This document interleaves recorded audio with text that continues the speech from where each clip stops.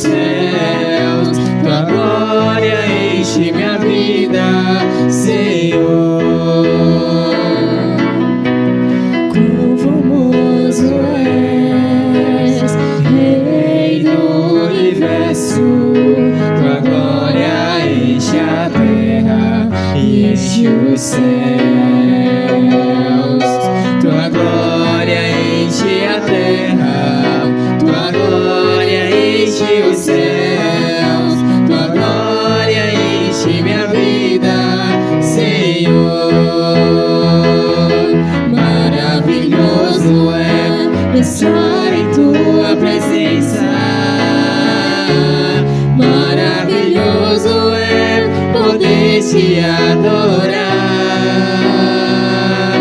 maravilhoso é ouvir Tua palavra.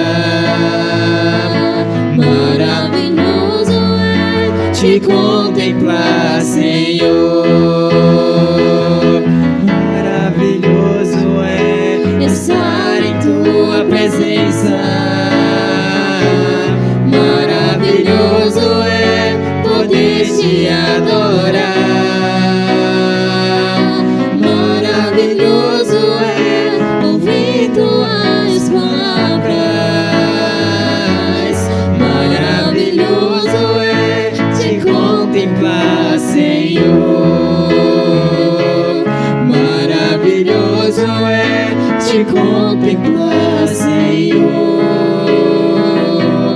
Maravilhoso é te contemplar, Senhor.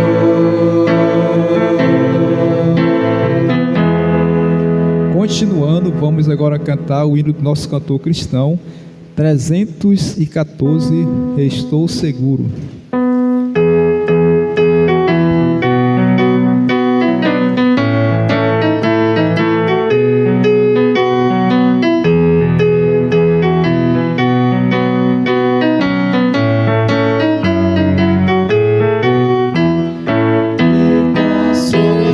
Consolação tem meu coração, descansando no poder de Deus.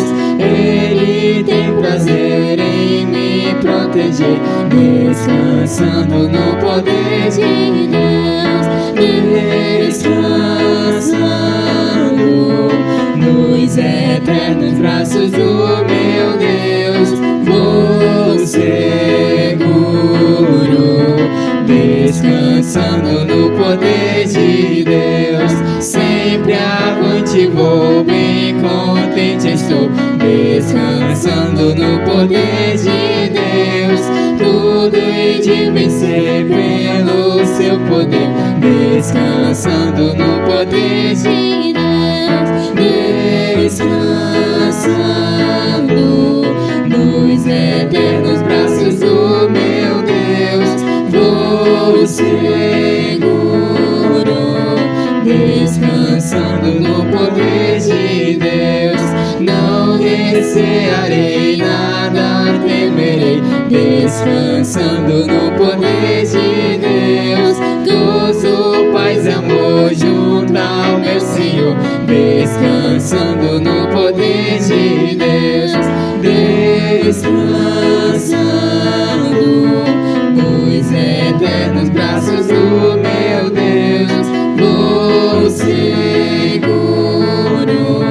descansando no poder de Deus.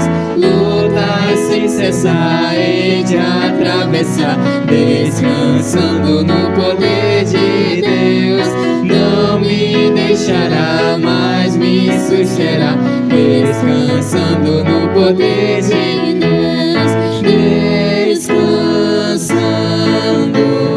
nos eternos braços do meu Deus, vou seguro,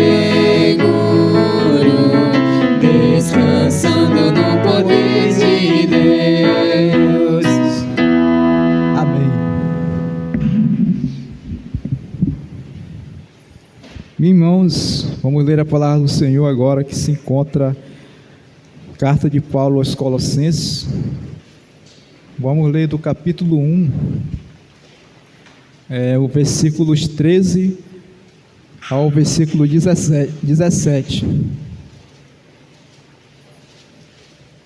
Nós iremos fazer uma leitura responsiva. Irmãos, eu vou ler os números ímpares e a igreja irá ler os números pares, até o 17, tá, irmãos? Colossenses capítulo 1, versículo 13 a 17.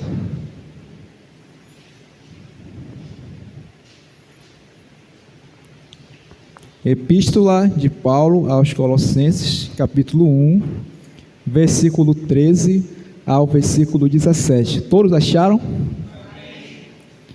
Vamos ler então responsivamente a palavra do Senhor. Vou começar com os números ímpares e os irmãos irão ler os pares. Vamos ler a palavra do Senhor. Versículo 13 do capítulo 1 diz: Ele nos libertou do império das trevas e nos transportou para o reino do Filho do seu amor. Igreja.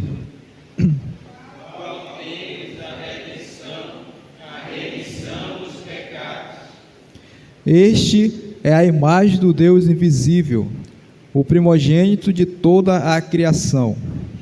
Igreja.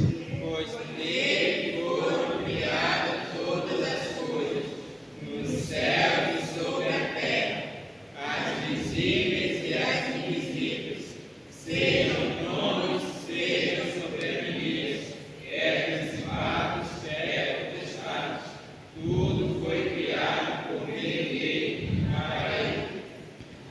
Ele é antes de todas as coisas, nele tudo subsiste. Amém. Convido o nosso irmão Gilmar que faça uma oração agradecendo a leitura da palavra do Senhor.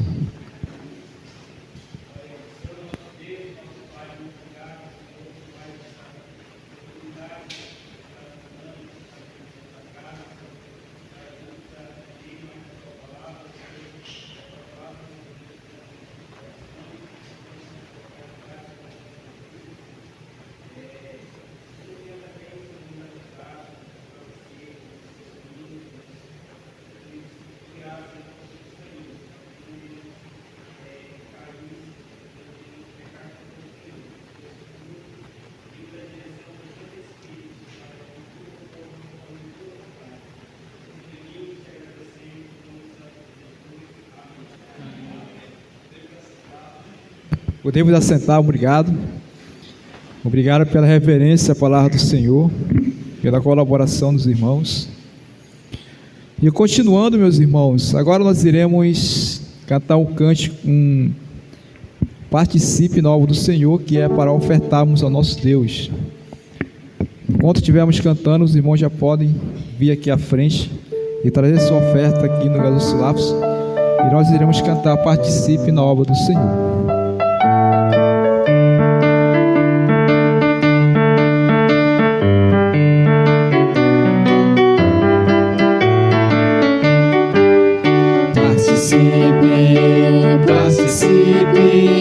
Participe na obra do Senhor. Participe na obra do Senhor. O campo é vasto, a obra é santa. São milhões e Jesus sem salvação. Ele bate ao coração e diz: eu preciso de participação. Tu precisa de participação. Amém.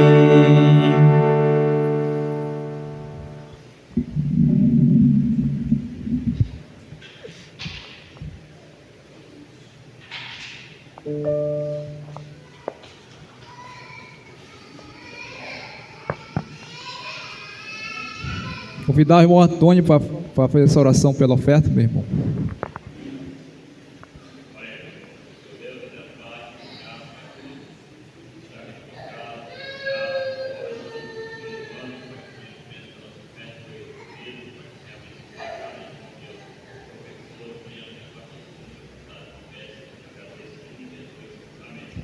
Amém. Obrigado, irmão Antônio. Bem, meus queridos, foi a primeira parte, né, do nosso devocional com o nosso Deus, agradando ao Senhor por tudo que Ele fez por nós. E agora vamos à segunda parte, que é com o pastor Júlio César, que vai trazer suas considerações e também o estudo da palavra do Senhor. E após também a oração, né? Nós iremos fazer nossos pedidos.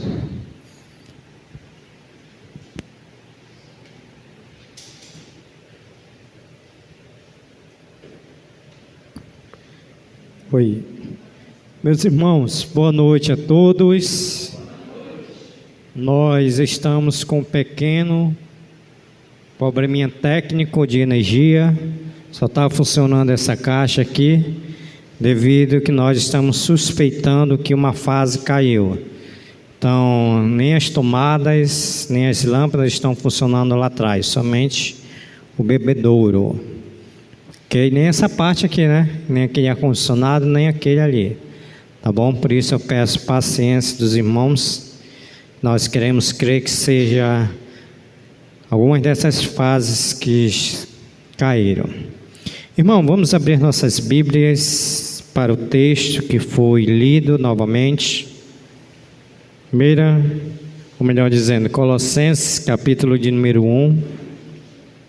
Hoje nós queremos meditar sobre a magnífica obra de Deus. Colossenses, capítulo de número 1, foi o texto que foi lido, vamos reler novamente. vai do versículo 13 ao versículo 17, que vai corresponder com esse tema, a magnífica obra de Cristo, onde também nós vamos ter 2 subtemas. Colossenses, capítulo de número 1, versículo 13, Paulo ele nos diz assim: Ele nos libertou do império das trevas e nos transportou para o reino do Filho do seu amor, no qual temos a redenção, a remissão dos pecados. Este é a imagem do Deus invisível, o primogênito de toda a criação, pois nele foram criadas todas as coisas, nos céus e sobre a terra, as visíveis e as invisíveis, sejam tronos, sejam soberanias, quer principados, quer potestades. Tudo foi criado por meio dele e para ele. Ele é antes de todas as coisas, nele tudo subsiste. Vamos fazer uma brevíssima oração. Querido Deus, nosso Pai, nós queremos agradecer ao Senhor por mais uma vez estarmos reunidos no nome de Jesus, como igreja do Senhor em um só corpo, uma só alma e um só espírito, lutando juntos pela fé evangélica. Obrigado pela oportunidade de abrirmos as nossas bocas para adorar o Senhor na beleza da Tua santidade. Obrigado também por essa comunhão que estamos tendo e obrigado pela vida de cada um dos meus irmãos que aqui estão, orando por aqueles que não puderam estar entre nós, ou até mesmo se alguém voluntariamente decidiu não vir à tua casa por desânimo, por fraqueza espiritual, ou até mesmo porque não quiseram, rogamos pelo teu Santo Espírito, porque só Ele tem o poder de convencer da necessidade que precisamos estar juntos como igreja do Senhor, Pai. Pai, nós pedimos também por essa santa palavra, que a mesma fale aos nossos corações, a fim de nós saiamos daqui essa noite edificados, transformados e praticantes da Tua santa palavra. Oramos, Senhor, também por essa fase, se assim caiu, que o Senhor possa restituir, para que possamos ter, Senhor, a energia na parte de trás da Tua igreja, o qual precisamos. Assim nós oramos e agradecemos no nome de Jesus. Amém, Senhor. Ok, irmãos, vamos fazer uma pequena recapitulação daquilo que nós estudamos na quarta-feira passada, onde o nosso tema foi a capacitação por meio da oração. Nós meditamos em Colossenses, capítulo de número 1, versículo 1 e 12, onde Paulo ele nos ensinou, por meio da oração, que somos capacitados por Deus a enfrentarmos os grandes desafios da vida cristã. Então, a oração, ela traz para nós essa capacidade dada por Deus para enfrentarmos os grandes desafios da vida cristã. E nós vimos aqui 4 ensinamentos. Primeiro, por meio da oração nós somos capacitados a aprender a lidar com as circunstâncias difíceis. No versículo de número 11, parte B, Paulo vai dizer, versículo 11, sendo fortalecido com todo o poder, segundo a força da sua glória, em toda perseverança e longanimidade com alegria. Então a oração é aquele elemento que vai nos capacitar a lidar com as circunstâncias difíceis que todos nós temos e teremos antes de Jesus Cristo voltar. Nós aprendemos também que a oração ela nos capacita a lidar com pessoas difíceis. também está no versículo de número 11, parte B, em toda perseverança e longanimidade, paciência, que foi aquela palavra que nós meditamos no domingo pela manhã, palavra grega martrocomia, que quer dizer paciência espichado ao máximo. Por meio da oração também nós somos capacitados a cantar nas noites escuras. Versículo de número 11, parte C, ele vai dizer em toda a alegria. Lembra lá de Paulo e Silas, quando estavam presos?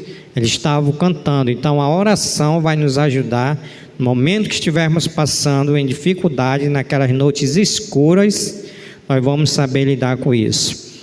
Aprendemos também a agradecer a Deus pela gloriosa herança futura em meio à pobreza do presente. Quando Paulo diz, dando graças ao Pai, que vos fez em dom a parte que vos cabe da herança dos santos na luz. Então nós precisamos ser gratos já pela gloriosa herança futura em meio à pobreza do presente, que é os santos céus.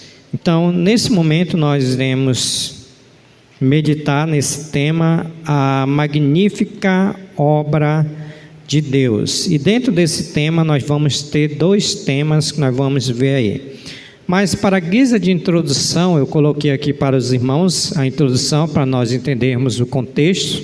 Quando Paulo coloca o machado da verdade na raiz da heresia, ele refuta com argumentos irresistíveis a tese mentirosa dos falsos mestres gnósticos que estavam lá na igreja de Colossenses, que eles estavam afirmando que a matéria era essencialmente má. Essencialmente má. Consequentemente, Cristo, sendo Deus, não poderia ter sido criado do universo, nem mesmo ter encarnado para a nossa redenção. Era isso que eles estavam pregando dentro da igreja de Colossenses. Pode passar aí? Os gnósticos, dessa maneira, atacavam as duas verdades essenciais do cristianismo. Primeiro, a doutrina da criação e a doutrina da redenção. Eles diziam, que Cristo não foi aquele que fez todas as coisas. Eles diziam também que Cristo não foi o nosso Redentor. Pode passar aí?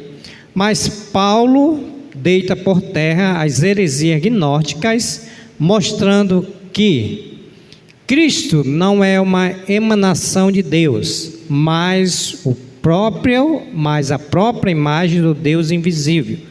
Cristo não é um ser intermediário, por meio da qual o mundo material veio a existir, mas o próprio Criador do mundo, visível e invisível.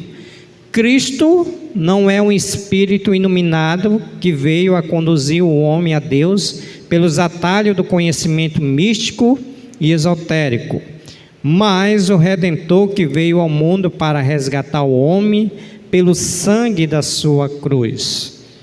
Passando aí. Os falsos mestres de Colossos, bem como os falsos mestres no dia de hoje, nos dias, não negam a importância de Cristo. Eles todos acreditam que Cristo tem a sua importância, mas não lhe dão a preeminência, a primazia. Para os gnósticos, Cristo era apenas uma emanação de Deus. Hoje nós temos aí os muçulmanos pregam que Cristo foi apenas um grande profeta. Os espíritas ensinam que Cristo é apenas um espírito iluminado. Passando.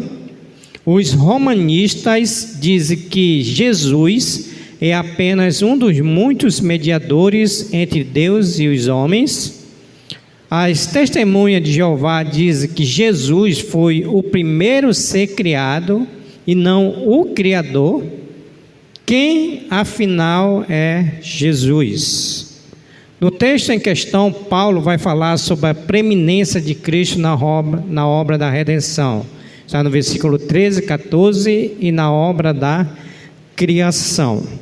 Então, irmãos, dentro desse tema, a magnífica obra de Deus, nós queremos examinar 2 pontos culminantes da fé cristã. A primeira dela é a preeminência de Cristo na obra da redenção. Está no versículo 13 e 14. A segunda é a preeminência de Cristo na obra da criação. Ok? Sim? Sim. Eu compreendi aquela, logo no início lá, esses slides, voltando aos slides. Volte aí. Cadê?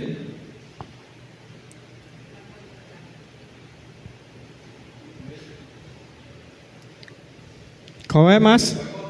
Vai passando, vai passando.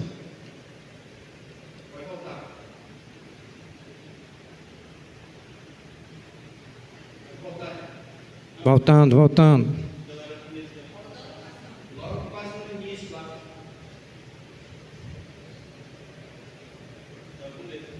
Começo, passando, mais um aí.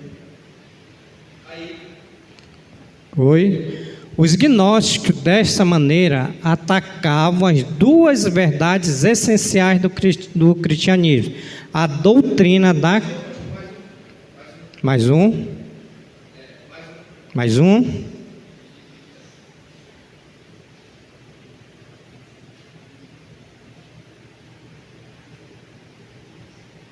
Os falsos. Mais na frente.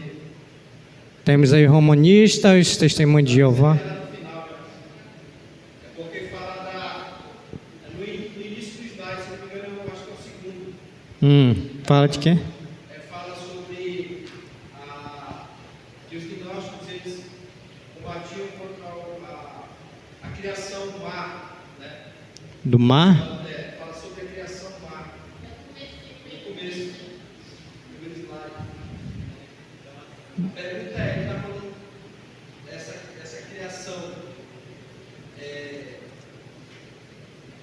toda a criação ou está se referindo a Cristo? Se referindo a Cristo, né? Porque se você não ler, dá a entender que é a própria criação de Deus lá.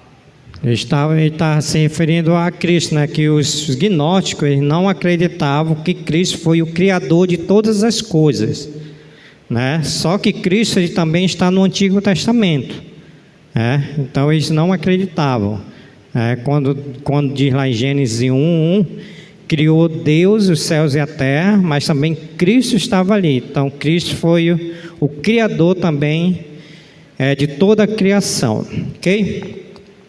Então, irmãos, eu estava dizendo que nós vamos analisar esses 2 pontos culminantes da fé cristã. O primeiro é a preeminência de Cristo na obra da redenção. Aí depois, que não vai ser hoje, a preeminência de Cristo na obra da criação. Aí nós vamos tirar mais essa dúvida aí, certo? Então nós queremos destacar 4 verdades a respeito da salvação que temos em Cristo.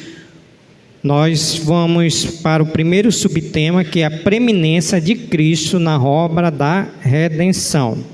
Então olha o versículo de número 13. Nós vamos destacar 4 verdades a respeito da salvação que temos em Cristo. Versículo de número 13 diz assim: Ele nos libertou do império das trevas e nos transportou para o reino do Filho do seu amor. Então, o primeiro ensinamento, Deus, Ele nos libertou do império das trevas. E para nós entendermos como Deus nos libertou do império das trevas, eu gostaria aqui de destacar 3 pontos que vai trazer a claridade para nós sobre o império das trevas. E o primeiro ponto é: existe um império do mal em ação no mundo. O mal, ele é uma realidade concreta. Existe um ser maligno, que eu disse para os irmãos na pregação de domingo retrasado, que a nossa luta não é contra pessoas, mas a nossa luta é contra o ser maligno. E esse ser maligno é de todo corrompido, que governa e reina todas as trevas. Ele é conhecido como o Deus desse século. Ele é chamado de o diabo, maligno, tentador, destruidor, pai da mentira, assassino, príncipe das trevas, Deus desse século, dragão, antiga serpente. Ou seja, esse reino é o das trevas, porque é o reino da escuridão. Então, irmãos, nós temos aqui um reino, tá? A ideia concreta, tá? Que nós temos um reino, e esse reino é simbolizado pelas trevas, onde esse reino ele tem um Deus, que a palavra do Senhor vai dizer que o Deus desse século, e ele chama-se Satanás. Então, existe um império do mal em ação no mundo, tá? Que Paulo aqui vai dizer que é o império das trevas. Segundo ponto que Paulo vai nos dizer, o homem ele não pode libertar-se a si mesmo desse império das trevas.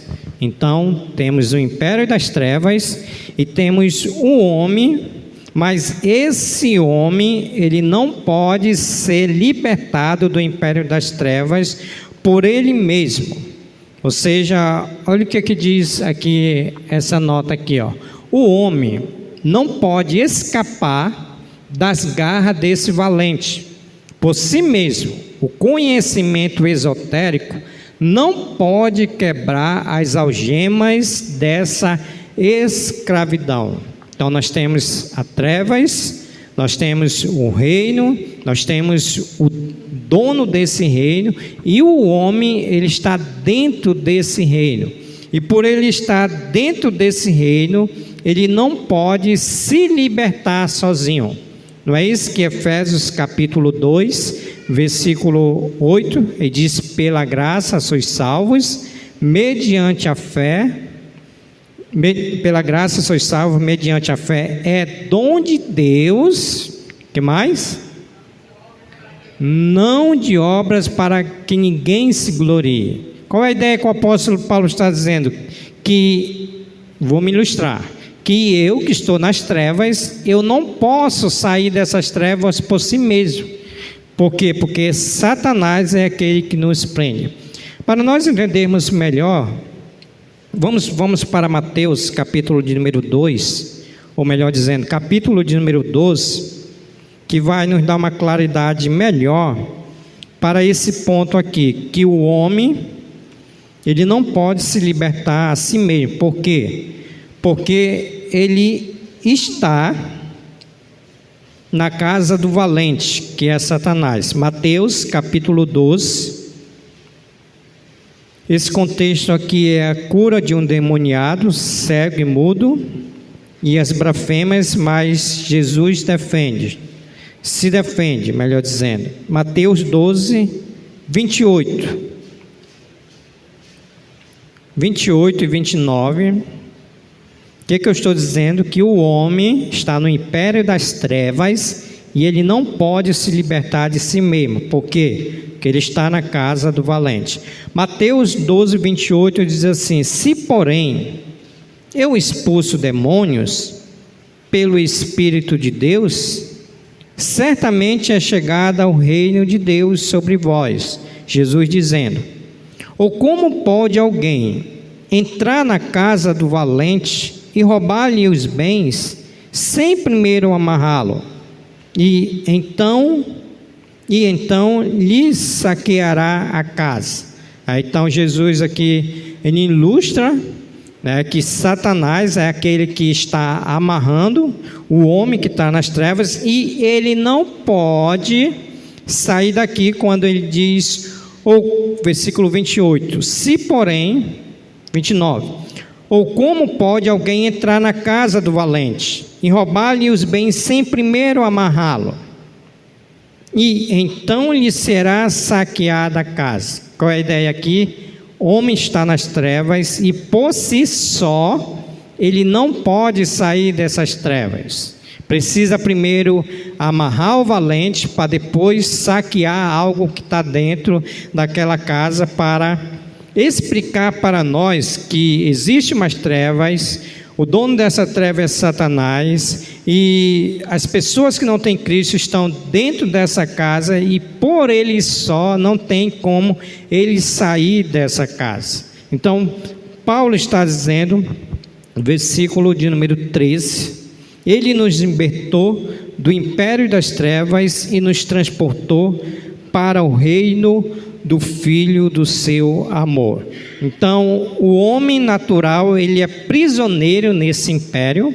O homem que não tem Cristo, ele está cativo na casa do valente. Foi isso que eu acabei de ler aqui para vocês. Ele está sobre a jurisdição da potestade de Satanás, e ele é escravo do pecado. Vamos ler esse texto aqui, irmãos, de Atos 26,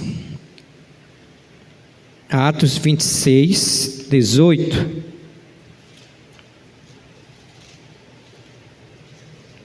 O que eu estou dizendo para os irmãos? Que esse homem está sob o domínio de Satanás. Atos 26, 18. Ele não pode sair por si mesmo. Ele está sob a jurisdição da potestade de Satanás. Atos 26, 18. Nos diz assim: para lhe abrir-lhes os olhos e os converterem das trevas para a luz, e da potestade de Satanás para Deus, a fim de que receba eles remissão de pecados e herança entre os que são santificados pela fé em mim. Então, o que Jesus está dizendo? Que esse homem está nas trevas. Jesus está dizendo que ele está sobre a potestade de Satanás, mas nós fomos transportados para o reino do Filho do seu amor. Então, primeiro, existe o império das trevas em ação no mundo. Segundo, o homem não pode a si mesmo se libertar a si mesmo desse império das trevas. Tem uma nota aqui colocou não, né, menina? O Warner Bones, que diz assim, que o homem não é libertado por resolução humana e luta própria, não por desesperados esforços, nem por lágrimas amargas e bom propósito. Ele é libertado por Cristo, consequentemente, não precisa servir mais ao cruel inimigo. Então, em resumo, o homem, ele não pode fazer nada, mas nada mesmo, para ser liberto dessas trevas, o qual o apóstolo Paulo está nos dizendo. Terceiro, Deus é o único que pode nos libertar do império das trevas. Olha o que o versículo 13 diz. Ele nos libertou. Quem foi que nos libertou? Jesus, ele nos libertou. Então, Deus é o único Jesus que pode nos libertar desse império das trevas. A libertação vem de Cristo e não dos homens. O poder das trevas não pode ser quebrado pela força humana, mas somente pela ação divina. Jesus é o libertador e resgatador que invade a casa do valente, amarra, saqueia e liberta os cativos de suas garras. Então, só Jesus, irmão. Por isso que nós precisamos continuar pregando Jesus, porque essas pessoas que estão nas trevas, estão subjugadas por Satanás, elas só irão sair de lá se for por Jesus. O verbo libertou aqui, quando Paulo está dizendo, está no passado. Significa que a obra de libertação foi absolutamente consumada. Estamos livres, somos verdadeiramente livres. Então, quem é que pode libertar o homem? Quem é que pode tirar esse homem da casa do valente? Quem é? Jesus Cristo que pode tirar? O homem não pode tirar, não? Não? Tem certeza? Absoluta?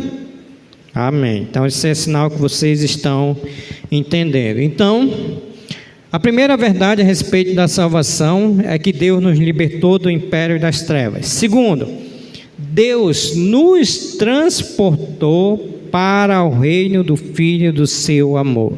Ele nos libertou do império das trevas e agora Ele nos transportou do reino do Filho do seu amor.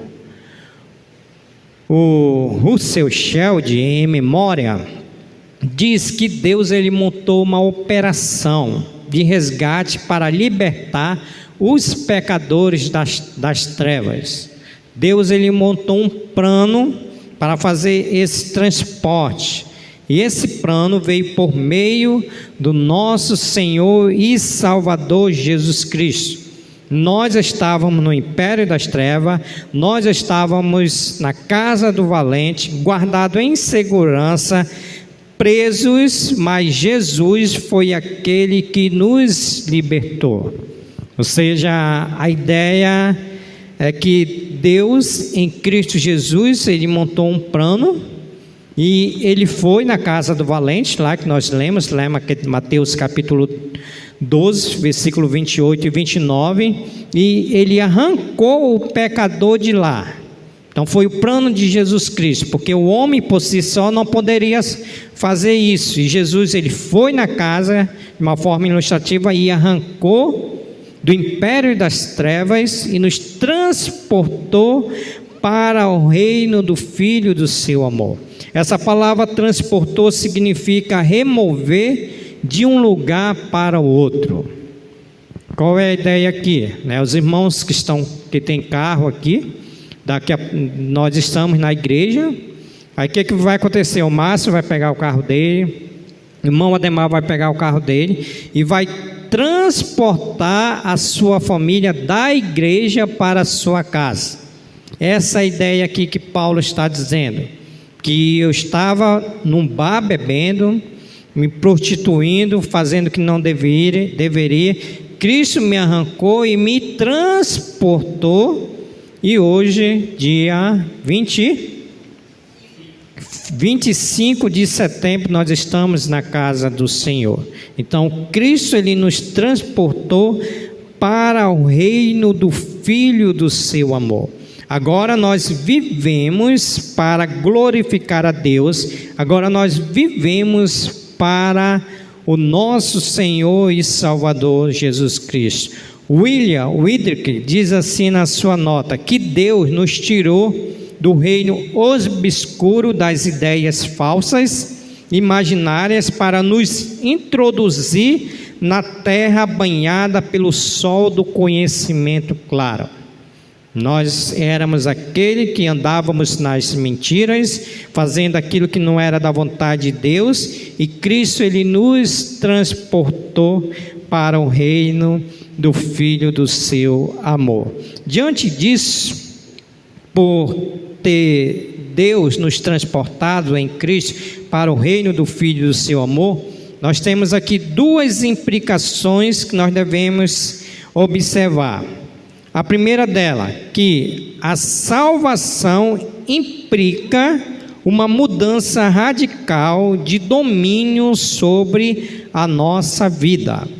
A salvação implica uma mudança radical de domínio sobre a nossa vida. Irmãos, quem era que dominava a nossa vida? Não era Satanás que dominava a nossa vida? Não é Satanás que hoje ele domina aquelas pessoas que ainda estão nas trevas? Então, o que ele está dizendo aqui? Que implicou numa mudança radical. Cristo nos resgatou, nos pegou do império das trevas e nos transportou para o reino do Filho do seu amor. Agora, quem é que tem domínio sobre nós? Ainda é Satanás que tem domínio sobre nós? Não, agora é Jesus Cristo. Então, se Cristo nos transportou para o reino do Filho do seu amor, isso nos indica que houve uma mudança radical de domínio. É aquela ideia que a pessoa vem para o culto de domingo à noite, que não é salva em Jesus Cristo, e ela chega aqui, louva a Deus, escuta a mensagem, e ainda ela está no domínio de Satanás. Mas quando o evangelho penetra no seu coração, Cristo convence do seu pecado, da justiça e do juízo, e ela decide entregar a sua vida a Jesus Cristo. Radicalmente, essa pessoa que entrou como filho do diabo vai sair daqui como filho de Deus. Por quê? Porque Cristo, ele nos transportou para o reino do Filho do seu amor radicalmente. Entrou como pecador miserável, filho do diabo, em desobediência com Cristo, e saiu como filho de Deus. Que maravilha esse evangelho! Foi isso que aconteceu com todos nós, ou numa igreja, ou numa praça, ou no lar. Radicalmente nós saímos da condição que estávamos do domínio de Satanás para o domínio de Jesus Cristo. Agora nós estamos livres e salvos. Fomos não apenas libertados do império das trevas, mas transportados para o reino da luz. Agora nós somos sal, agora nós somos a luz do mundo. Agora nós temos outro dono, Jesus Cristo é o nosso Senhor. Agora nós temos outra vida, agora nós temos outro reino. Fomos transladados de uma vez por todas e já estamos no reino da luz.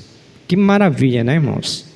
Olha o que esse texto nos diz, 1 Pedro, irmãos, para nós não ficarmos somente em palavras, mas 1 Pedro capítulo 2, versículo 9. Olha o que o apóstolo Pedro vai nos dizer, 1 Pedro 2, 9. Olha o que é que nós somos agora, irmãos. De filho do diabo, estava no domínio de Satanás. Agora, olha o que é que nós somos. 1 Pedro 2, 9. Vós que estavam nas trevas, porém sois raça eleita, sacerdócio real, nação santa, povo de propriedade exclusiva de Deus, a fim de proclamardes as virtudes daquele que vos chamou, da onde? Das trevas para a sua maravilhosa luz. Que maravilha, né, irmãos? Oh, meu Deus, graças a Deus. Louvado seja o nome do Senhor. Irmãos, a segunda implicação é que a salvação implica em uma mudança radical de devoção do nosso coração. No reino das trevas, nós estávamos servindo um príncipe carrasco. Ele nos oprimia, nos escravizava, nos mantinha prisioneiros para a morte eterna. Mas agora vivemos no reino da luz, do amor, da paz, da vida eterna. Do antigo império reinava o ódio, agora reina a luz do amor. Então, antigamente, a nossa devoção era para Satanás, fazendo a vontade de Satanás, correspondendo com aquilo que ele queria. Agora o meu coração é aquilo que nós aprendemos domingo na mensagem: amarás o Senhor de todo o teu coração, de toda a tua alma e de todo o entendimento. Agora a nossa devoção é somente para o nosso bom pastor Jesus Cristo. Foi o cântico que nós cantamos, né? Ele é o Senhor, Ele é o Senhor, ressurreto entre os mortos, Ele é o Senhor. Agora Cristo, Ele é o nosso Senhor. Nós vivemos para adorar, nós vivemos para glorificar e bendizer o seu bendito e soberano nome. Então, essas duas implicações, a salvação implica numa mudança radical de domínio, E a salvação implica numa mudança radical de devoção do nosso coração. Terceiro, nós estamos no subtema, irmãos, não percam o raciocínio, a preeminência de Cristo na obra da redenção. Terceiro, Deus nos redimiu por meio de seu Filho. Olha o versículo 14. No qual temos a redenção, a remissão dos pecados. E aqui eu quero destacar 3 pontos importantes que Deus nos redimiu por meio de Jesus Cristo. Primeiro, Deus nos redimiu para sermos propriedade exclusiva. Deus, Ele nos redimiu para sermos propriedade exclusiva. Lembra lá de Mateus 6:24? Ninguém pode servir a 2 senhores. Tá? Cristo, quando Ele nos redimiu para sermos propriedade exclusiva, somente para Deus. Então a redenção significa libertar um prisioneiro ou um escravo mediante o pagamento de um resgate. Deus nos comprou e agora somos propriedade particular. Então essa palavra aqui significa pagamento. Nós estávamos como escravo do pecado e Cristo Ele pagou. E o comentarista vai dizer aqui que Ele não pagou para Satanás. Cristo pagou para Ele mesmo nos libertar do império das trevas e sermos exclusivamente de Deus. Agora nós somos de Deus por direito de criação, porque Ele nos criou a sua imagem e semelhança, também somos dele por direito de redenção. Nós somos direito primeiro por criação. Cristo nos criou e agora Ele por direito de criação, porque Ele nos comprou com o seu precioso sangue. Nós não pertencemos mais ao império das trevas. Nós não somos de nós mesmos. Somos propriedade exclusiva de Deus. O resgate, a morte, crucificação de Jesus Cristo nos redimiu. E agora nós estamos quites com a lei. Nós não devemos mais nada. Por isso que Paulo vai dizer isso aqui, irmãos, em Romanos, capítulo de número 8. Olha o que Paulo vai nos dizer, para isso que eu estou dizendo. Romanos 8:33. Cristo nos comprou, nós não devemos nada, estamos quites com a lei. E Paulo vai trazer aqui nesse contexto a prova e a certeza do amor de Deus. Romanos 8:33. Quando ele diz assim: quem tentará acusação contra os eleitos de Deus? Faz uma pergunta: quem é? Me diz aí quem é. É Deus que os justifica. Quem os condenará? Quem é que vai nos condenar agora? É Cristo Jesus que morreu, ou antes que ressuscitou, o qual está à direita de Deus e também intercede por nós? Quem nos separará do amor de Cristo? Quem é que vai nos separar? Será a tribulação? Ou angústia? Ou perseguição? Ou fome? Ou nudez? Ou perigo? Ou espada? Quem é que vai nos separar? Irmãos, ninguém, porque nós somos exclusivamente de Deus. Cristo pagou um alto preço para nos resgatar. Por isso que Paulo vai dizer no versículo de número 14, no qual temos a redenção. Segundo ponto, Deus nos redimiu por meio de seu Filho. Deus pagou um altíssimo preço pela nossa redenção. Foi para Satanás? Não, não foi para Satanás. Ele pagou para ele mesmo. Quando ele entregou voluntariamente, Deus nos comprou a preço de ouro, como precioso sangue de seu Filho. Vamos ver esse texto aqui, irmãos. Atos 28, ou melhor dizendo, 28. O que eu estou dizendo para os irmãos? Que Deus pagou um altíssimo preço pela nossa redenção. Atos 28 vai nos confirmar isso. Por isso que Paulo refuta todas aquelas heresias lá sobre a preeminência de Cristo na redenção, quando ele refuta os falsos mestres gnósticos. Atos 28. Atendei por vós e por todo o rebanho, sobre o qual o Espírito Santo vos constituiu bispos, para pastoreardes a igreja de Deus, o qual ele comprou com o que, irmãos? Com o seu próprio sangue. Que maravilha, irmão. Deus pagou um alto preço. Corroborando com isso, olha o que Pedro vai nos dizer. 1 Pedro 1,18. Deus pagou um alto preço pela nossa redenção.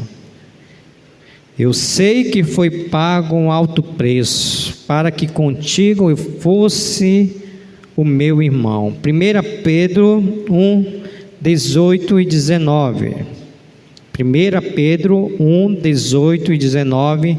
Sabendo que não foi mediante coisas corruptíveis. Deus não pagou com carro, com terreno, com essas coisas corruptíveis aqui, como prata e ouro. Não foi com isso que fostes, como prata ou ouro, que fostes resgatados do vosso fútil procedimento que vossos pais vos alegaram, mas pelo precioso sangue, como de cordeiro sem defeito e sem mácula, o sangue de Cristo. Amém, irmãos? Como que aqueles abençoados estavam pregando lá, que Cristo não é a primazia da nossa redenção. Primeiro, Ele nos redimiu para a sua propriedade exclusiva. Segundo, pagou um altíssimo preço pela nossa redenção. Terceiro, Deus pagou este alto preço não para Satanás, mas a si mesmo. O lerdo engano e uma crassa heresia afirmar que Deus pagou um preço para Satanás. Deus não pagou um preço para Satanás. Deus, ele pagou um preço para Ele mesmo em Cristo Jesus, para nos libertar do império das trevas, o qual nós temos agora a redenção. Último, irmãos.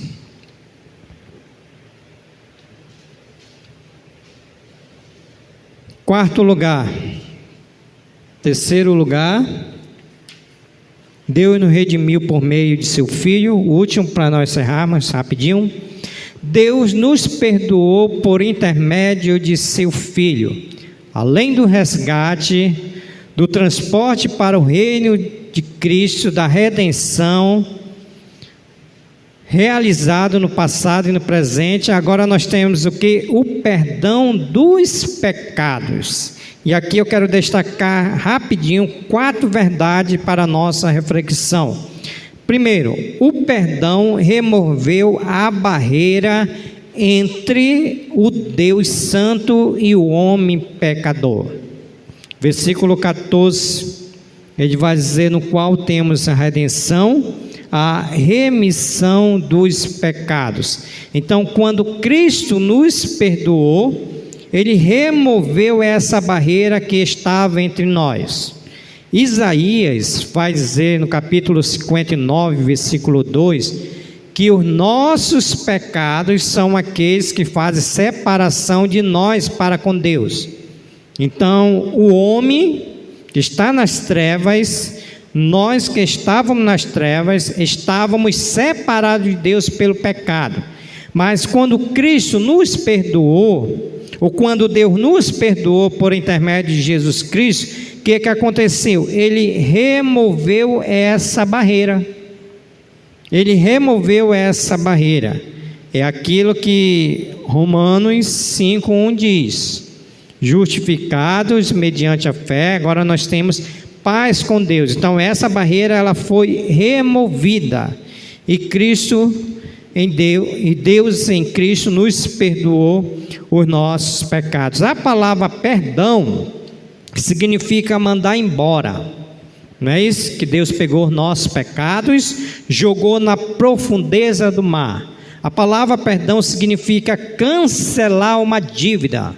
Nós tínhamos uma dívida com Jesus Cristo e nós não tínhamos nenhuma condição para pagar essa dívida, e Jesus Cristo, ele decidiu cancelar essa dívida por meio do perdão.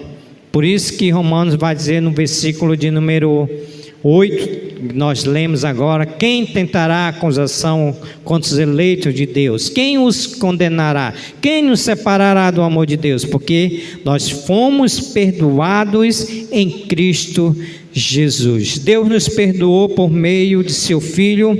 Segundo, o perdão pavimenta o caminho de um novo relacionamento com Deus. Lembra? Estávamos em rebelião com Deus, estávamos em desobediência. O perdão, ele fez o quê? Pavimentou. Agora nós temos um novo relacionamento de amor. Agora nós podemos dizer: o Senhor é o meu pastor. Agora nós podemos dizer que em Cristo Jesus nós somos mais do que vencedores. Por quê? Porque o perdão, ele pavimentou esse caminho de um novo relacionamento com Deus. Por meio de Cristo, através da confissão dos nossos pecados, podemos receber constantemente perdão e restauração.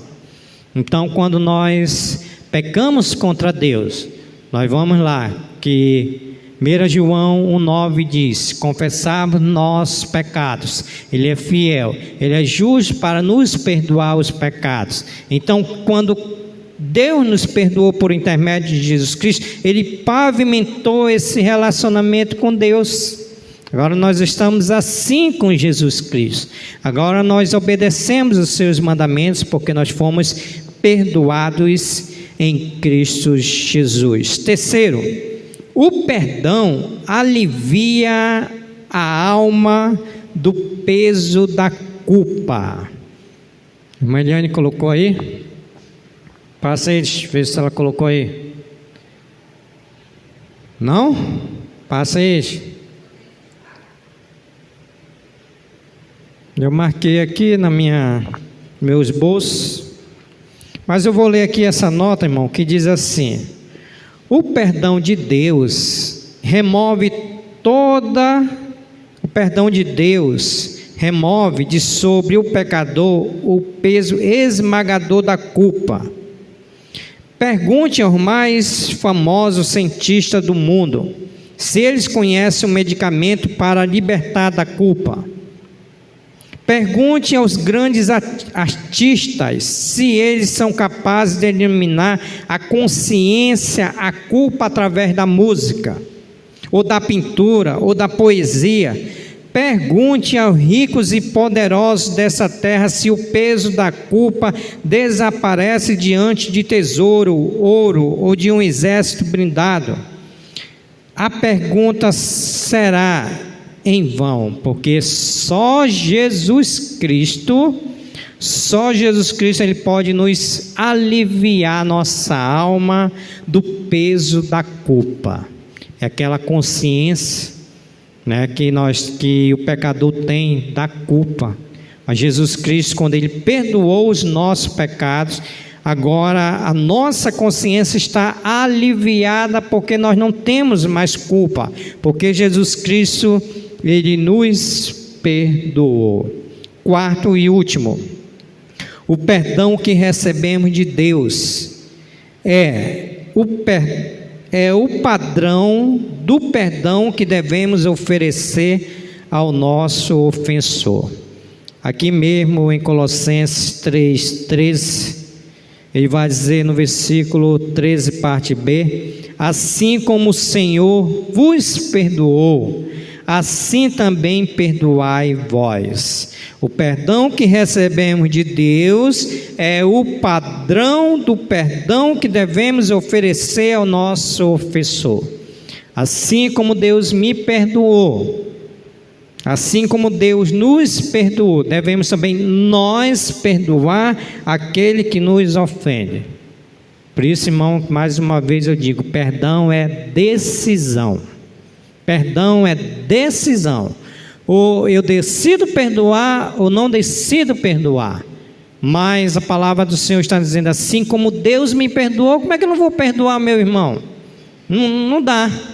Não dá. Então o perdão de Deus serve padrão para nós perdoarmos aqueles que nos têm ofendido. Então Deus nos perdoou por intermédio de seu Filho. Então, irmãos, aqui nós encerramos o primeiro subtema, que é a preeminência de Cristo na obra da criação. Quarta-feira que vem, se Deus quiser, nós vamos continuar a preeminência de Cristo agora na obra da criação. Então, que Deus assim possa nos abençoar e possamos a cada dia glorificar, exaltar o nome desse Deus, porque Ele nos transportou do império das trevas, Ele nos libertou do império das trevas e nos transportou para o reino do Filho do seu amor, no qual temos a redenção e a remissão de Jesus, e a remissão dos pecados. Glória a Deus, aleluia, louvado seja o nome do Senhor, porque Ele fez isso por nós. Que Deus assim nos abençoe.